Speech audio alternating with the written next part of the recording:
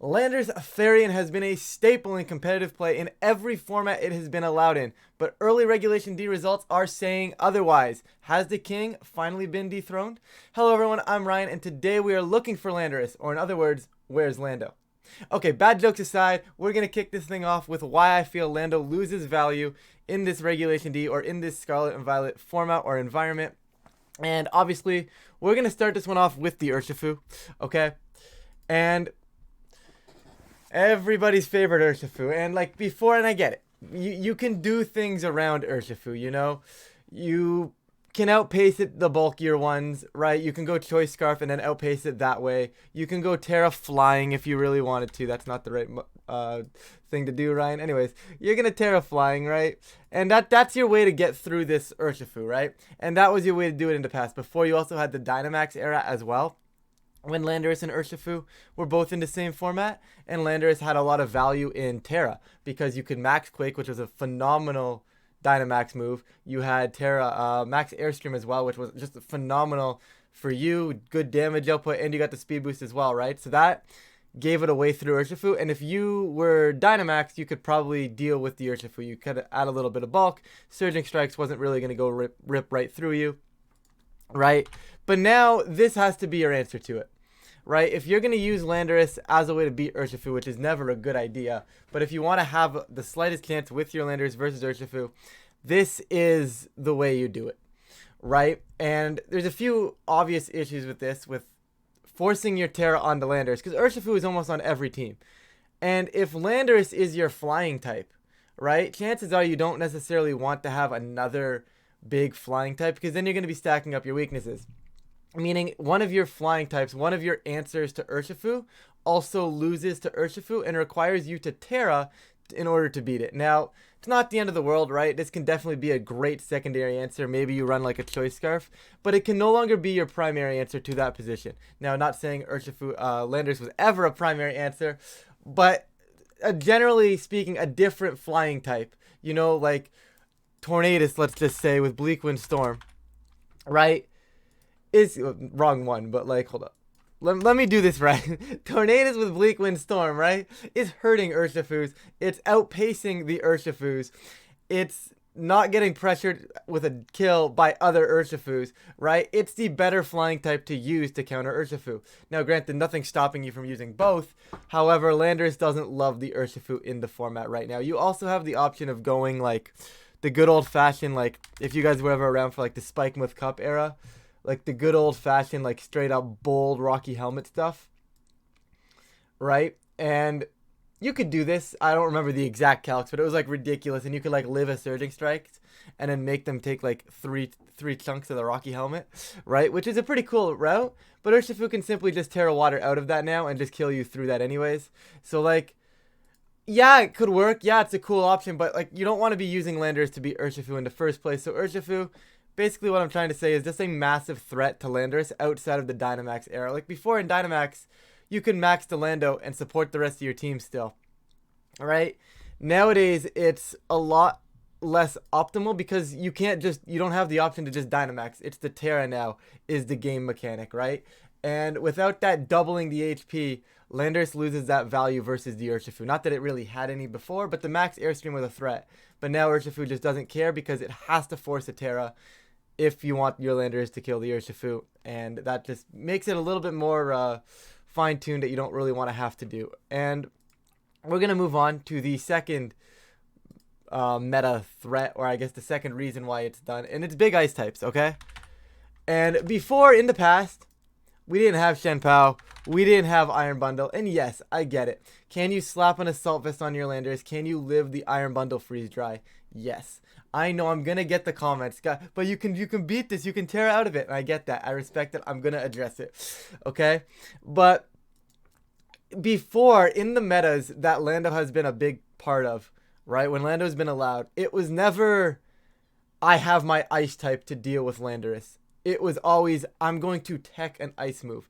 Maybe my water type had Ice Beam. Maybe my Cresselia had Icy Wind, etc., etc. The list goes on. But it was never there's these big meta threat, common meta Pokemon that are just ice type and can shred you, right? The only way Landorus is getting through these two is by either A, not being on the field, B, getting your other Pokemon beside you to deal with them, or C, Terraing. And this is starting to showcase what I'm getting at with this Urshifu point and this Shenpao bundle point. And that is, it's very similar to the way Dragonite plays. It's very similar to the way King Gambit plays. They're kind of Terra hogs. Okay? It wants to hog your Terra. Now, maybe flying, you don't need to go. You can actually go poison on like a bulkier one if you wanted to, right? There are options for good Terras on Landorus, don't get me wrong. And I'm not saying Landorus is bad by any means, but I am saying it definitely is not finding its way into the meta right now. And this is one of the major reasons. Because you want to Terra this piece, right? With the Shenpao, the Dragonite, the, you know, and the Urshifus, you want to be Terraing the Landorus. But Terraing your Landorus takes away one of Landorus's best features, in my opinion, which was the fact that you're a ground flying type, right? If I go Terra Poison, all of a sudden I'm weak to your ground types, no longer great, right? Being a ground flying type was in Landorus's favor. Now, granted, like you can still get away with like really good defensive Terras on this piece, maybe an offensive Terra as well. I'm not knocking that, but I'm saying that you can no longer safely be a ground flying type with all these big ice types running around, and it just forces the Terra out of you, and that's something Landorus and a lot of Pokemon don't want to do. And when you're team building, right? So for example, right? Let's say I wanted to build a team. Obviously, this is an extreme example, right? I go Landorus, Dragonite, King Gambit, and Shenpao, right? Let's just completely say this is the team. If I could spell, this would be great, right? I do this, right? So now all of a sudden my Dragonite probably wants to be Terra Normaling probably 70% of the time. If I want to bring King Gambit, it probably also wants to Terra out of this double fighting weakness probably, I don't know, 40-50% of the time depending on the opponent's team. And Landorus now I'm saying wants to Terra 40-50% of the time, right? Now, is that necessarily a problem? That's up to playstyle. However, if I have 3 Pokemon that all want to Terra, it doesn't even matter what these two are. At some point, I'm going to want to bring the Landorus, and I'm going to want to bring Dragon. I'm going to want to bring them together. And the moment I want to bring them together, I lose my freedom of when I want to Terra. I like using Terra when I need to use Terra, rather than having it set at the beginning of the battle, this is what I'm going to Terra, right? Because the battles go differently. Obviously, you have things in mind, right? And you go, oh, Dragonite Terra could be cool here, or Landorus Terra could be cool here, right? Got to keep that in mind. Maybe I can bring this out in a certain scenario, right? You obviously think about that stuff. I'm not saying I don't think about it at the start of the battle, but I definitely don't lock myself in at the start of the battle saying, I'm going to Terra Landorus, I'm going to Terra Dragonite in this match, right?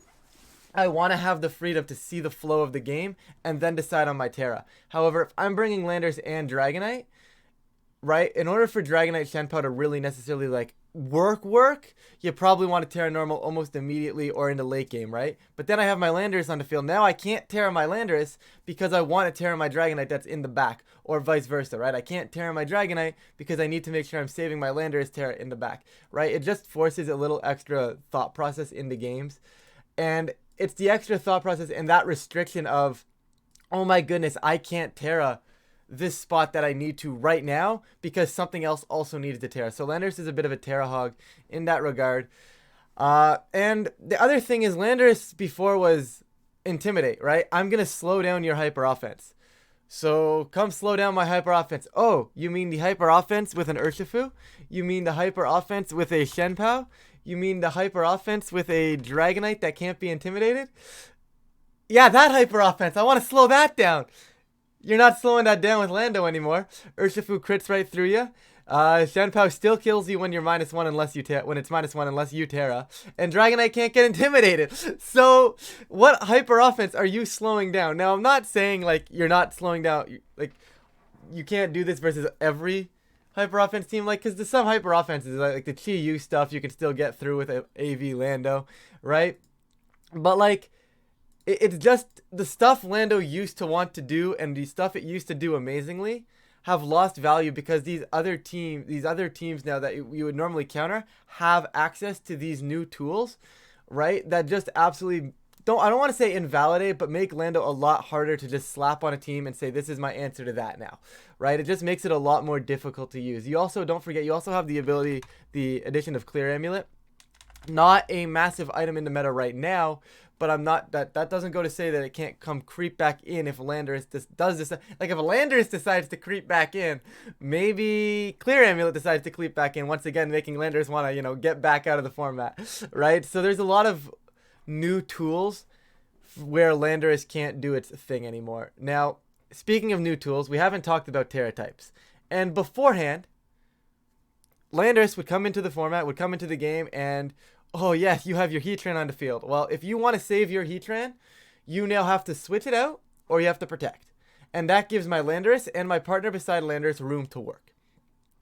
Now, I don't have that, right? There's none of that. Well, there is still a little bit of that, but it's not as much, right? Like, now I bring my Landorus into the Heatran, it's, okay, are you going to grass Terra now and just survive? Maybe I've already wasted my Terra and I can't Terra flying to get big damage off into the Heatran. And all of a sudden Heatran goes Terra grass and, well, now my Landorus doesn't even beat the Heatran like it's supposed to, right? Heatran's going to beat the Regieleki for you guys. Regieleki can't touch me. Terra Ice Regieleki. Now, granted, Terra Ice Regieleki is a lot less common, but, like, I still felt the need to bring it up, right? Goodra. Well, hey, Hisuian Goodra is a steel type. I want to deal with that. It's just going to Terra out and get an Iron Defense up. Maybe it gets an Iron Defense up before Landorus is even on the field, right?